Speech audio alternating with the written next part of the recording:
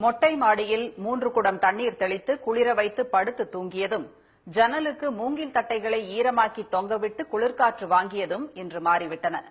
அறைக்குள் பனிக்காற்றை வீசும் குளிர்சாதன இயந்திரங்களின் மயக்கத்தில் நிற்கிறது நவீன வாழ்க்கை. ஆனால் எப்போதும் ஏசி காற்றிலேயே இருப்பதால் ஏற்படும் பாதிப்புகள் என்ன, அவற்றை தவிர்ப்பது எப்படி, விளக்குகிறது இன்றைய சிறப்பு பார்வை. கொளுத்தும் கோடை வெயில், விதவிதமாய் அறிமுகமாகும் குளிர்சாதன இயந்திரங்கள். ஓசோன் படலம் பாதிக்கப்பட்டு வெப்ப அளவு அதிகரித்த பிறகு ஆடம்பர பொருளான ஏசி பல வீடுகளில் அத்தியாவசிய பொருளாகவே மாறி போய்விட்டது. ஆனால் தொடர்ந்து ஏசியில் இருப்பவர்களின் தோள்களில் பாதிப்பு ஏற்படும் என கூறி அதிர வைக்கிறார்கள் மருத்துவர்கள். ஏசியோட மெக்கானிசமே பாத்தீங்கன்னா, நம்ம அட்மாஸ்பியர்ல இருக்க ஹியூமிடிட்டி அப்சர்வ் பண்ணி அதை ஒரு கூல் ஏரா மாற்றும். அதே தான் நம்ம ஸ்கின்னுக்கும் நடக்கும். தோல்ல இருக்க ஈரத்தன்மையை ஏர் கண்டிஷனர் அப்சர்வ் பண்ணும். ஆஸ் அ ரிசல்ட் தோல் ரொம்ப ட்ரை ஆக ஆரம்பிச்சிடும். ஏற்கனவே தோல் நோய் இருக்கவங்க, முக்கியமா சோரியாசிஸ், எக்ஸிமா, ஆக்னி ரோசேஷியமா, இந்த மாதிரி சில தோல் நோய் இருக்கவங்களுக்கு அதிகமா ஏசி யூஸ் பண்ணும்போது அந்த நோய் தன்மை அதிகமாகும். என்னதான் ட்ரீட்மெண்ட் எடுத்தாலும் நோய் சரியாகாம போலாம். ஏசி இயந்திரங்களின் பில்டர்களை அடிக்கடி சுத்தம் செய்வது மிக முக்கியம்.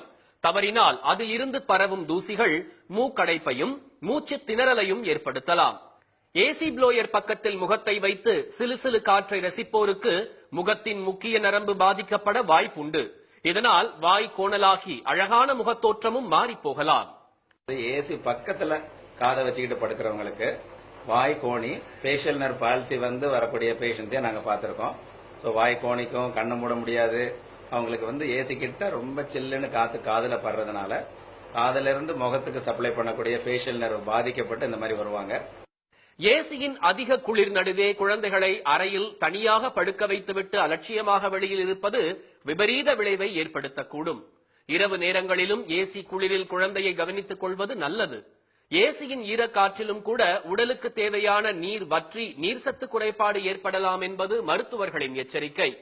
நம்ம எல்லாரும் கோடைகால மெயின் பிரச்சனை வருது உடம்புல நீர் கம்மியா இருக்கு. அதாவது டீஹைட்ரேஷன் அப்படின்னு சொல்றது.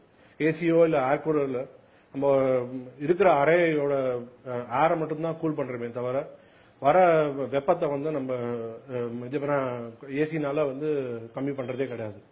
சதா ஏசி குளிரிலேயே இருப்பவர்கள் தண்ணீர், இளநீர், பழச்சாறுகள் என தொடர்ந்து குடித்துக் கொண்டே இருப்பது நீர்ச்சத்து குறைபாடு ஏற்படாமல் பாதுகாக்கும்.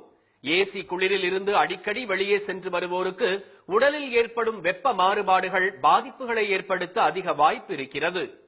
நாம ஒரு சமயத்துல ஏர் கண்டிஷன்ல உள்ள நல்ல சிறிது குளிர்ச்சியான இருக்கும். அதை விட்டு வெளில வரும்போது சூடு அதிகமாகுது. ஆக உடலை பொறுத்தவரை இந்த வெப்ப மாறுதல், குளிர்ச்சியா இருக்கிறது, திடீர்னு சொல்றது, அது நம்முடைய ஹெல்த்தை பாதிக்கக்கூடிய வாய்ப்புகள் அதிகம். ஏர் கூலர்களில் ஐஸ் கட்டிகளை போட்டு ஜில் காற்றை அனுபவிப்பது ஆஸ்துமாவை பரிசாக அளிக்கும்.